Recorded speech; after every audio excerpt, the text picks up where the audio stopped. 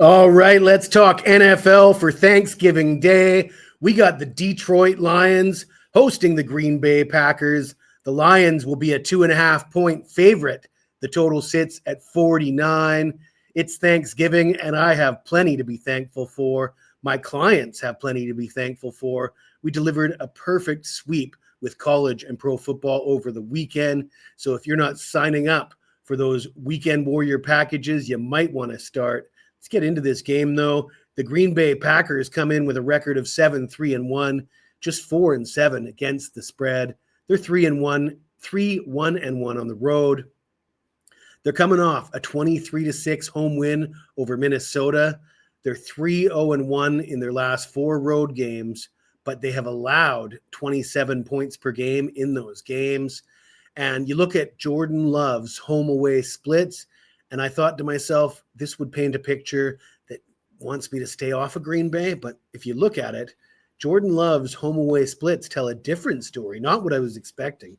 10 touchdowns, 1 interception, 70% passing on the road, 5 touchdowns, 2 picks, 66% passing at home.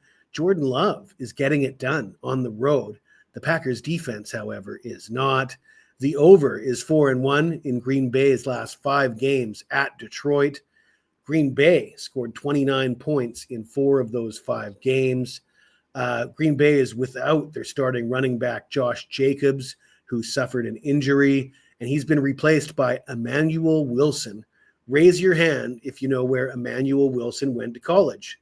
Ford Valley. I don't know nothing about Ford Valley.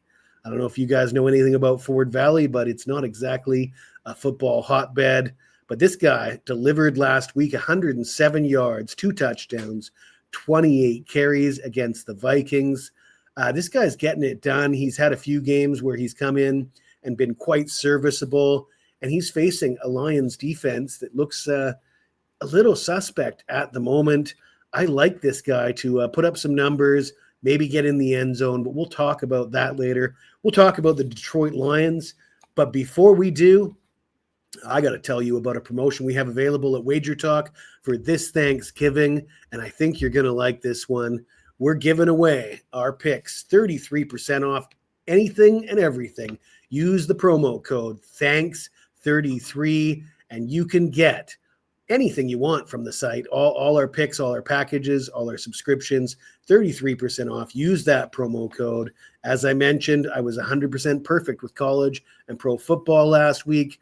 I've won 8 straight 5% plays, money line sides, that is. I've won 3 straight college football 5% plays the last 3 Saturdays, and I've got another one this Saturday. So great time to use that promo code this Thanksgiving. As always, there's no purchase necessary. You're more than welcome to tune in just for the free picks. But I do ask that you take the time to smash that like button. And if you've got anything to say to me about this game or any other game on Thanksgiving or on Sunday, or if you want to talk about college football or any other sport, anything you want to talk about, hit me up in the comments. I love hearing from the viewers, and the viewers love telling me how they feel. Let's have a look at what they were saying last week. This guy says, the dude's first statement caused me to click off the video, probably never tune in again. Smart, laughing out loud. Now, I made a comment in a video last week about college basketball. I said that in the first 3 or 4 games of the season, I tend to bet totals instead of sides because most of these teams, their starting lineup is comprised of transfer players and freshmen. So we haven't had enough time to get a good idea of how these players are going to gel together and what they're going to be like. And apparently that was not received well, even though there's 360 plus teams in college basketball. So anybody who's telling you anything other than that is probably not being honest with you, but sometimes people don't appreciate honesty. But not all comments are like this. Let's have a look at some other comments. Jesse, Merrill, and Ross are the best WagerTalk has to offer. Thanks it up. Yes. Well, thank you very much for that comment. I'm sure Steve Merrill and Ross Benjamin are also thankful to be mentioned alongside myself as the best WagerTalk has to offer. Of course, WagerTalk has more than just me and Ross and Steve Merrill. There's a lot of great handicappers at WagerTalk. I encourage you to check out WagerTalk TV. The college basketball show with Rob Vino, Adam Trigger, and Brian Power is also great info for college hoops.